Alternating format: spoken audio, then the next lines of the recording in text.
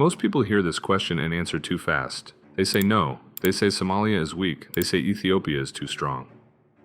That answer feels safe. It also misses the point, because this war would not be decided by who looks stronger at the start. It would be decided by who understands the fight better once things go wrong. And things always go wrong. Let's slow this down and explain it in a way anyone can understand. First, the basics. Ethiopia is stronger than Somalia. Ethiopia has more soldiers, more tanks, more planes, more money. If both armies meet in open land and fight the same way, Somalia loses quickly. Everyone knows this. Somalia knows this. That is why Somalia does not fight that kind of war. This is the first thing people must understand. Somalia's goal is not to defeat Ethiopia in a big battle. Somalia's goal is to make the war hard to finish. That one idea changes everything. Now let's look at Somalia in 2026. Somalia is not perfect. It does not have a big modern army. It does not have strong air power. But Somalia has something many big armies do not.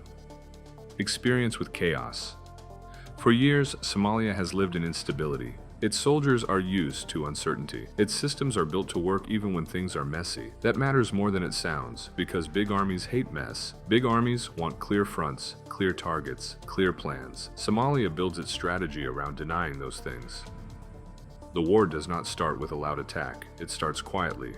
More troops near borders, more patrols, more tension. Ethiopia expects Somalia to panic. Ethiopia expects confusion. Slow reaction. Poor coordination.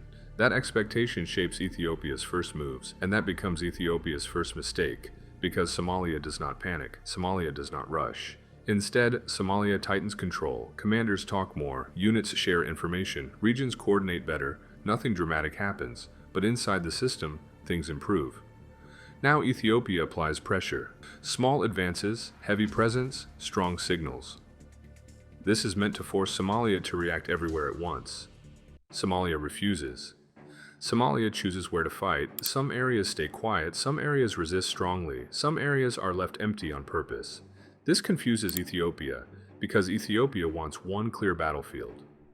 Now something unexpected happens. Ethiopian troops move forward in one area and meet little resistance. This feels like success, but then problems appear behind them. Supply trucks slow down. Routes become unsafe. More soldiers are needed just to guard roads. Nothing big explodes. Nothing looks dramatic, but everything becomes harder. Ethiopia can handle losing soldiers. What it does not like is wasting time and energy. Now the war spreads out. There is no single front line. There are many small problems. Each problem alone looks small. Together they drain focus. Now let's talk about planes. Ethiopia uses planes early. Planes fly, bombs drop, targets are hit. This scares people. It looks powerful. But Somalia does not give Ethiopia easy targets. There are no large bases to destroy. No big groups standing still. Somali units move often. They spread out, they hide. By the time planes arrive, the target is gone. Planes still cause damage. Planes still kill. But they do not end the war. This surprises many people, because people think air power ends wars fast. It only does when the enemy stands still. Somalia does not stand still. Now Ethiopia sends more troops. More soldiers arrive, more checkpoints appear, more control is attempted. This is supposed to finish the job. Instead, it creates new problems. More soldiers need more food, more fuel, more protection, more money. Now the war starts touching everyday life. Trade slows. Transport costs rise. Insurance becomes expensive. Both countries feel this, but not the same way. Somalia's economy is small. It is used to problems. Ethiopia's economy is larger. It needs stability to work well. When trade slows, pressure spreads faster. Now the war enters a strange phase. Not more fighting, more waiting. Ethiopia wins some battles. Somalia wins time. Time matters, because time creates questions. People in Ethiopia start asking, why is this taking so long? Why is Somalia still fighting? Somalia asks different questions. Is the army still working? Is command still holding? As long as the answer is yes, Somalia believes it is not losing. This is important because Somalia is not measuring victory the same way Ethiopia is. Ethiopia wants a clear win. Somalia wants to stay alive as a fighting force. Now Ethiopia tries a big move, a strong push. This is the moment many people wait for. More troops, more planning, more pressure. Somalia does not fight everywhere. Some units fall back, some units fight hard, some units disappear. The push moves forward, but nothing collapses. No surrender, no total defeat. This is a problem, because big pushes are supposed to end wars. This one does not. Now doubt begins. Not panic, not fear. Doubt. How long will this last? What is the end goal? Somalia feels something else. Confidence. Not confidence that it will win big. Confidence that it cannot be erased easily. Now something important changes. Somalia stops reacting. Instead of chasing Ethiopian moves, Somalia predicts them, not perfectly, but often enough. When Ethiopia pushes here, Somalia has already moved. When Ethiopia secures one road, pressure appears on another. This makes planning harder. Ethiopia is now fighting two things. Somalia, uncertainty. Now the economic pressure increases, costs rise, budgets stretch, attention grows, more people watch the war, regional leaders ask questions, partners want stability.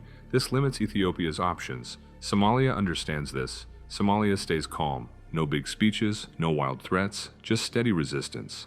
This makes Ethiopia look aggressive and stuck. Now the war enters its most uncomfortable phase. Nothing big happens, no major battles, no dramatic wins, just ongoing pressure. This is the phase big armies hate most.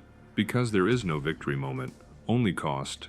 Somalia stays functional, its command still works, its fighters still move, its system still exists. That alone is powerful, because it means Ethiopia has not finished the job. Now talks begin quietly. Not peace talks, just talking. Tone softens, language changes, operations slow. No one declares victory, but everyone feels the shift. Somalia has achieved something important, not dominance, not conquest, credibility.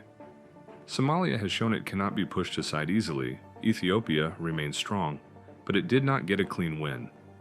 Now let's answer the question clearly. Can Somalia win a military war against Ethiopia in 2026? Yes, but not by beating Ethiopia in open battle.